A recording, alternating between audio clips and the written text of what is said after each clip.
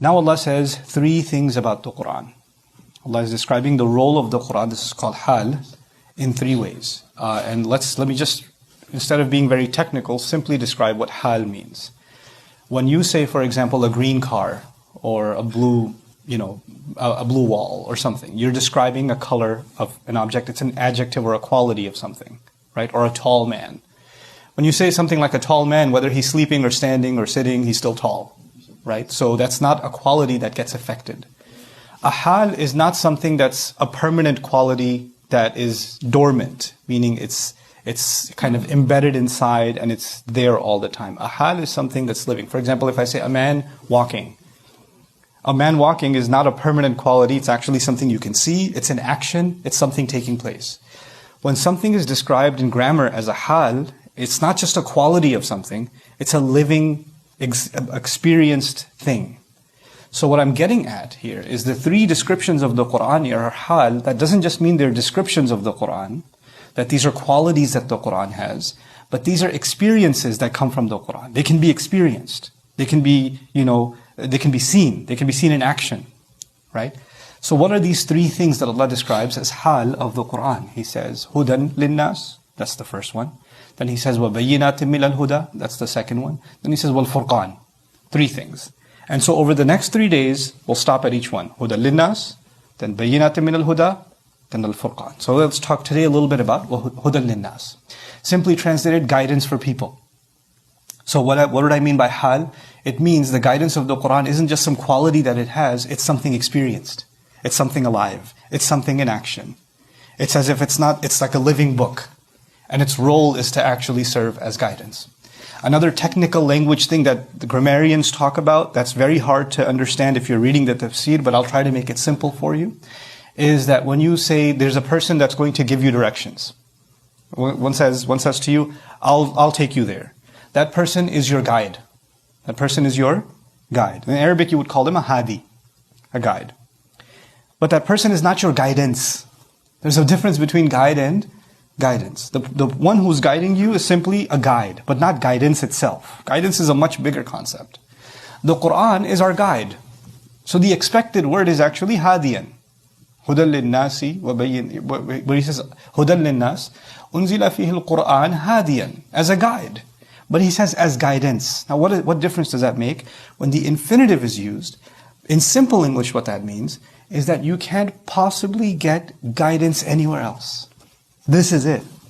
This is the only guidance available. This is the ultimate guidance available. This guidance overshadows any other guidance. There may have been some guidance before in some other places, but it's like the Arab says, أغنى الصباح عن المصباح.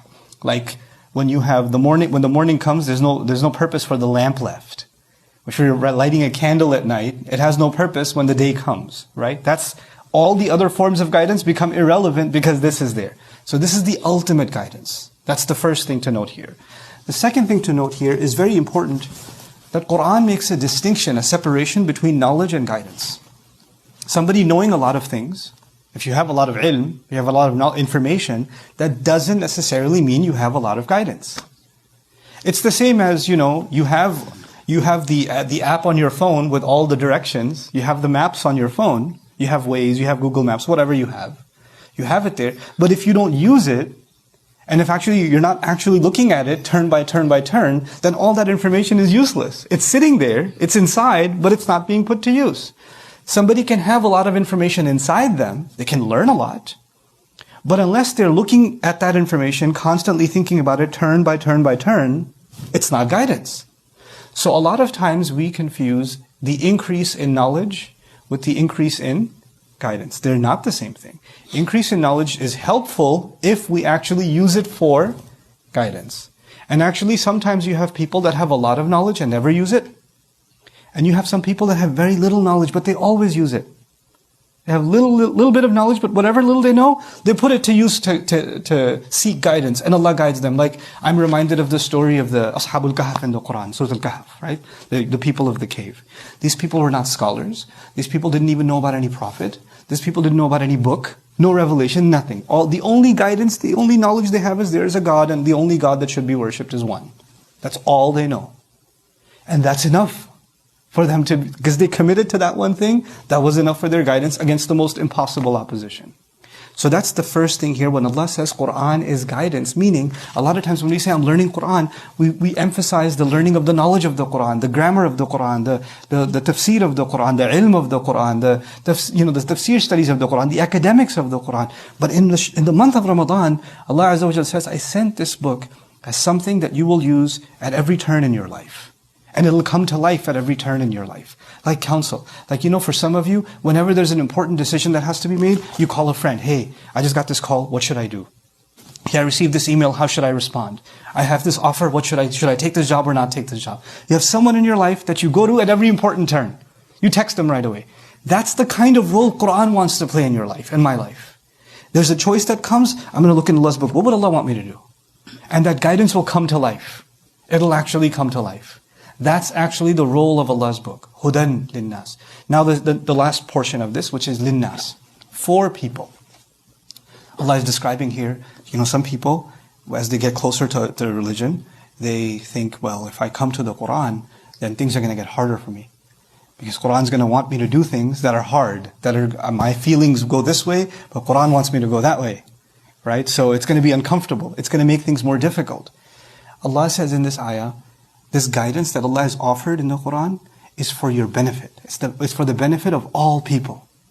And that all people is so important because the devil comes to people and says, Qur'an is good for that person, this religious person over here, this guy has a long beard, it's good for him. But, I have a different problem. Qur'an can't guide me. It's for them. I have a different situation. Allah says this is guidance for all people, Muslim, non-Muslim, religious, not religious, knowledgeable, not knowledgeable, practicing, not practicing. It doesn't matter. Allah sent this book to guide the hearts and the minds of anyone who wants to seek its guidance. And it will come to life for them. And it will be there for their benefit. The lam here is for benefit. In other words, whatever guidance Qur'an gives you, the guarantee is that is the better road for you. That's actually, no matter how painful it looks, no matter how excruciating it looks, no matter how much you tell yourself, I can't possibly do this. This may be something somebody else can do, I can't do it. Allah says every single human being can do what I'm asking them in this book. They're capable of it. If they were not capable of it, Allah would not make Qur'an for all of humanity. Allah would make Qur'an for some people. But Allah made Qur'an for all of humanity. All of them. At whatever level they are. However far they are from Allah, however close they are to Allah, Qur'an is still guidance for their benefit. So long as they are breathing, Allah has not given up on them, Qur'an is still a light for them. Some people might say, well, you read the Qur'an and you might get guidance. I don't think Allah will give me. Allah just opened the invitation. Allah said, this is something that will be alive for you constantly. Now, this one short piece that I want to add to this, on linnas, for people, for the benefit of people. You see, the way we give guidance, the way we offer the message of the Qur'an, we have to think of one thing before we think of anything else. How is this going to benefit someone else? Allah, His priority is the benefit of people. Is the benefit of people. Which means your priority and my priority should constantly be what? The benefit of people. If the conversation is not going to be beneficial, then you shouldn't be having that conversation. The way in which Qur'an is presented, the way in which we share its message needs to be a way in which that people can see that you're saying this for my benefit. When you're yelling at someone, when you're insulting someone, you say, I'm doing this for your own good. Nobody thinks you're doing it for my good, bro. If you were doing this for my good, you wouldn't be talking so badly. You see? So when Allah says it's for the benefit of people, there's a mercy that entails in it. Here's the last thing. The month of Ramadan, the Muslims are very focused on themselves.